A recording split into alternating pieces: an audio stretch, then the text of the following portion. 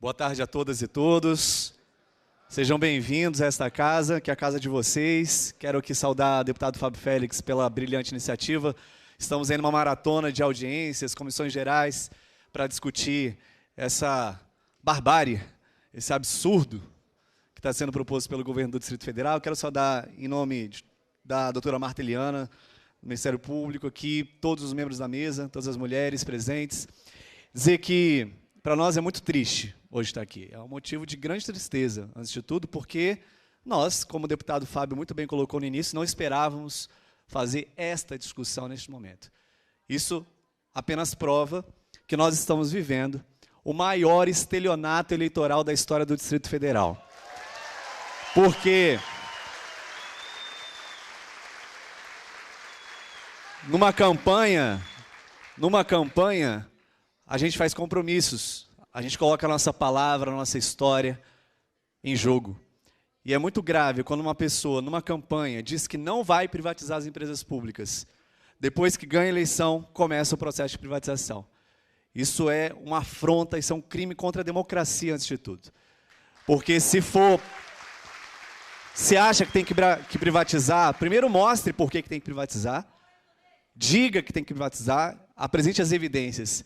Mas diga isso lá atrás, porque as pessoas vão votar em você sabendo que, quando ganhar, fará isso. Bom, primeiro eu quero aqui corroborar com uma fala que já foi feita, lembrar a todos nós, lembrar a sociedade do Distrito Federal, que quando a gente está falando de água e saneamento, a gente está falando de um direito humano aprovado, proclamado pela ONU, no dia 28 de julho de 2010, numa averiguação de que 884 milhões de pessoas no mundo não têm acesso à água tratada e cerca de 2,6 bilhões não têm acesso ao saneamento básico.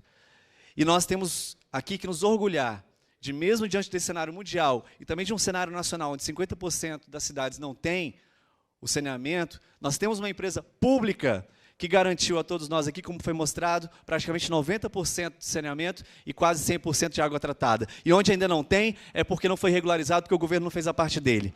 Então é muito importante dizer isso, porque essa conversa de que a privatização ela é uma forma de você sanear as contas públicas, de você organizar o déficit, isso é uma falácia, porque você está trocando um patrimônio público por outro. Vale a pena isso? É por aí o caminho? Quais são as consequências de nós entregarmos para o setor financeiro, para o setor privado, que só o objetivo é o lucro? Uma empresa estratégica para o desenvolvimento da cidade, uma empresa estratégica para o desenvolvimento sustentável do Distrito Federal. Já temos as condições de ser referência mundial nisso, por que agora vamos andar para trás? Eu quero aqui também chamar a atenção para alguns fatos que já foram, inclusive, apresentados, em relação a este valor estratégico. O que representa uma empresa como a CAESB para as decisões governamentais? O que ela representa para o modelo de desenvolvimento da cidade, para o interesse público? Representa muito. Então, mesmo que essa privatização avance, ela vai esbarrar em elementos muito graves, elementos muito importantes, como a falta de um ambiente que garanta a fiscalização e o controle. Então, hoje a gente chama aqui um diretor, e se ele não quiser vir, a gente convoca. Mas, numa privatização, como é que vai ser? Como é que vai ser o controle dessa própria casa em relação à empresa? É importante dizer também como é que vai ser o controle da sociedade. Nosso servidor mostrou que hoje a gente tem acesso aos dados, a gente pode discutir, debater um modelo de gestão para a CAESB. Então, quando falam que a CAESB é cara, que ela tem problemas em relação a salários de diretores, então arrume, conserte. O problema está aí, nessas questões políticas, não está no servidor.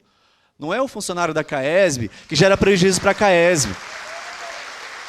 Essa relação clientelista, política, que ainda, infelizmente, ela prejudica não só as empresas públicas, mas toda a gestão pública no Brasil. Então, a gente precisa profissionalizar a gestão, definir modelos, planejamento estratégico, é por aí. A CAESB, ela hoje tem um crédito aí, de dívidas da União e do GDF, de 147 milhões, e aí eu pergunto, privatizando a CAESB, como é que vão ficar as escolas públicas, os hospitais públicos, todos os órgãos públicos que devem à CAESB? Vão fechar?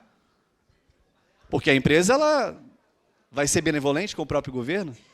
Não estaria, então, o governo a dar um tiro no seu próprio pé quando privatiza a CAESB? Então, outro ponto importante. E, para mim, um elemento fundamental que já foi apresentado aqui pela SOL, representando as ONGs, é o elemento da sustentabilidade. Porque quando a gente fala de água, a gente fala de recursos hídricos, a gente fala de saneamento, a gente está falando fundamentalmente da garantia da vida das pessoas. E hoje a gente tem no Distrito Federal uma situação já muito delicada, muito sensível em relação à especulação imobiliária, em relação à exploração do solo. Estamos vivendo aí já há muitos anos uma ocupação irregular desordenada. E aí eu pergunto, como é que vai ficar a sustentabilidade hídrica do Distrito Federal com uma empresa não pública, uma empresa que só tem o objetivo do lucro? Como é que vão ficar os produtores de água? Foi citado aqui a Serrinha. Como é que vão ficar os produtores de água da Bacia do Descoberto, que já sofrem lá a pressão do setor imobiliário? JC Gontijo, Paulo Otávio, não tem problema de dizer não, eu falo aqui tranquilamente, porque a gente sabe quem é que quer comprar as terras.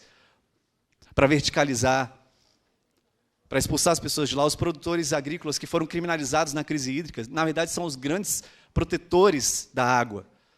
Então a gente precisa olhar para essas pessoas com carinho, garantir que elas permaneçam ali. Então, acho que a grande discussão que está em jogo é a garantia da sustentabilidade do Distrito Federal, a preservação ambiental, da vida, como eu já falei.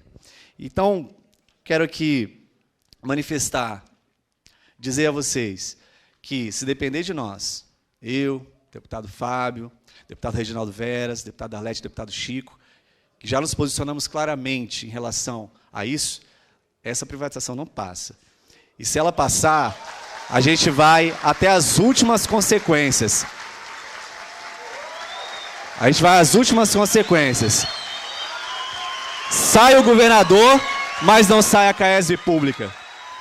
Então eu quero aqui, por último, para concluir, porque a gente tem que ouvir os nossos representantes aqui, eu acho que mais importante do que a gente falar são vocês, é dizer, a gente tem uma tarefa agora muito grande, que é comunicar para a população tudo isso que a gente colocou aqui. Porque os convencidos, né, os convertidos já estão. Nós já entendemos, nós sabemos disso.